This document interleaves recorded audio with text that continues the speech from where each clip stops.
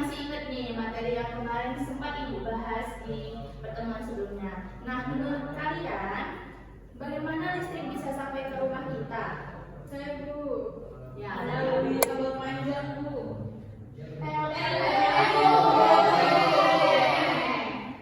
Ya, betul. Kabel juga betul, PLN juga betul. Tapi kabel itu adalah media penghantarnya, sedangkan PLN itu adalah penyedia listriknya.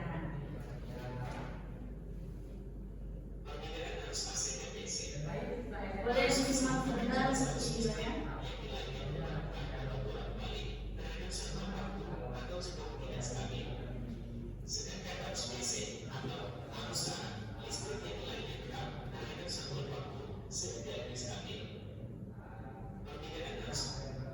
Nah, di sini ada yang bisa menyimpulkan. Kalau kemarin kita cuma membahas sedikit tentang arus AC, nah di sini ada tambahan nih. Ada tambahan arus DC. Jadi apa sih perbedaan dari si arus AC sama si arus DC? Saya Bu. Ya. Kalau dari setelah menonton video itu, jadi kalau misalnya arus AC itu adalah arus yang arah dan besar arus listriknya berubah-ubah secara periodik. Sedangkan kalau arus DC itu arah dan besar arusnya tetap Bu, atau konstan.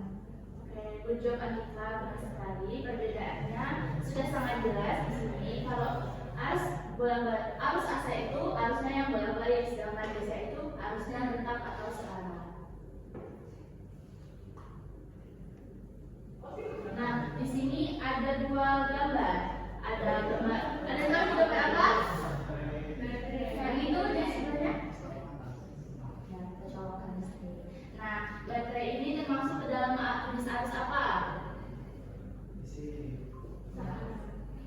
Ya, betul. Kalau yang di sebelah itu gambar colokan itu AC. Berarti sudah paham ya perbedaan antara arus DC dan AC. Nah, kalau untuk baterai, arus listrik itu mengalir hanya ke satu arah, yaitu dari kutub positif ke kutub negatif. Sedangkan kalau untuk arus dari colokan listrik, arusnya itu searah tapi jadi arusnya itu berubah terus-menerus secara periodik, secara cepat. Jadi tidak ada waktu untuk berhenti. Jadi colokan listrik atau arus AC ini sangat efisien untuk ada di rumah kita. Dari gambar tersebut ada yang ingin ditanyakan? Bu, izin bertanya. Ya, Salsa, silakan. Jadi Bu, kemarin kan Salsa ingin ganti baterai setar. Nah, kenapa ketika kita memasang baterai secara terbalik, kenapa senternya itu tidak menyala, Bu? Di sini ada yang bisa bantu menjelaskan kepada Salsa. Terima kasih sebelumnya, pertanyaan Salsa sudah sangat bagus. Ada yang bisa menjelaskan? Ya, silakan Iqbal. Kan itu di baterai itu kan ada tempatnya kan ada positif sama negatif. Ya. Jadi ketika terpasang terbalik maka arusnya itu tidak bisa melewati rangkaian yang jadi arusnya terhenti. Ya, betul sekali. Tepuk tangan untuk kita semua hari ini.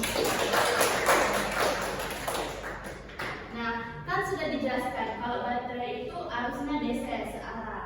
Nah, jadi kan arus itu mengalir dari kutub positif ke kutub negatif. Nah, di sini Ibu misalkan botol minum ini.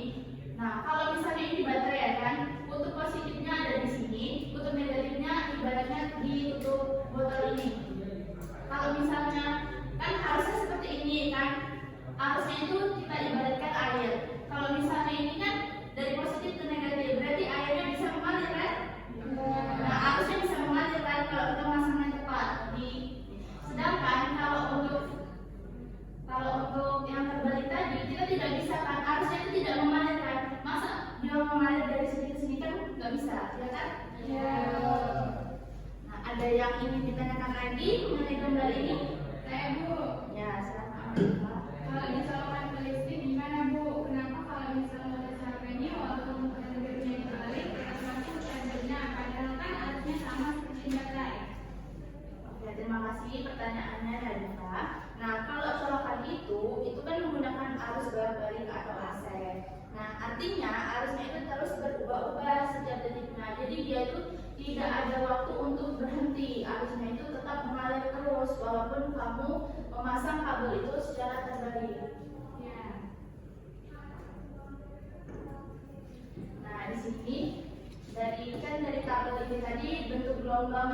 bentuk gelombang arusnya itu berbeda kan? Kalau untuk bentuk gelombang yang dari AC itu sinusoidal, sedangkan untuk dari arus DC itu garis lurus.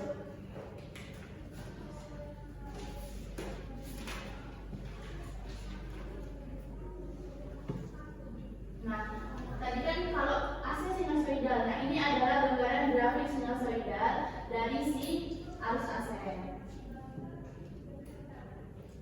Grafik ini menunjukkan bagaimana arus AC berubah terhadap waktu. Di sini arus naik ke nilai maksimum. Nilai maksimum ke situ.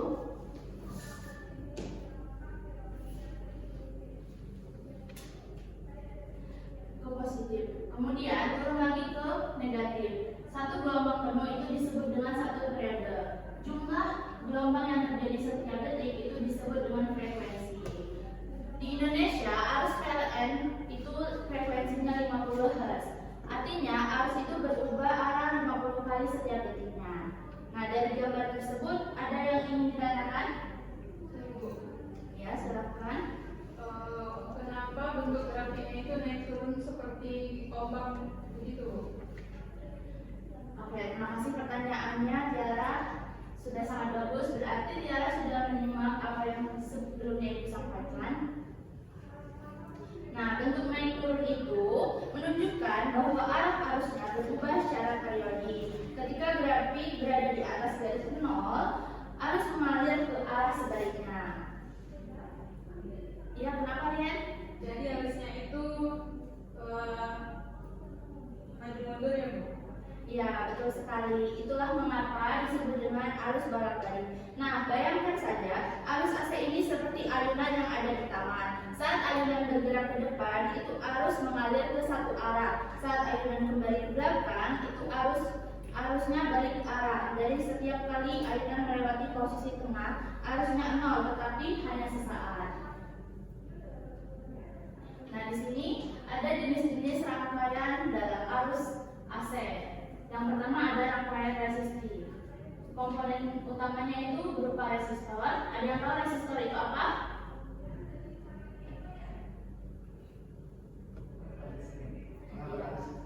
Resistor adalah penghambat arus listrik. Nah, ciri utamanya yaitu arus bertegangan sefase atau naik turun bersamaan.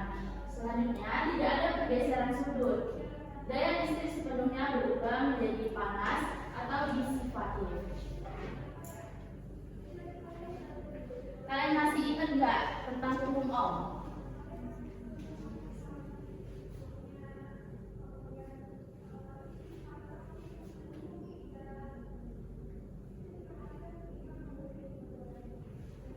Ini hukum Ohm bukan? Iya. Nah, cara yang mudah untuk mengingat persamaan dari hukum Ohm itu, misal kalau ditanya tegangan, kan ditanya tegangan nih. Berarti yang ini kita tutup, berarti ini dikali dengan I ini apa? R ini berarti I dikali dengan Kalau misal ditanya arus, I sama dengan I per R.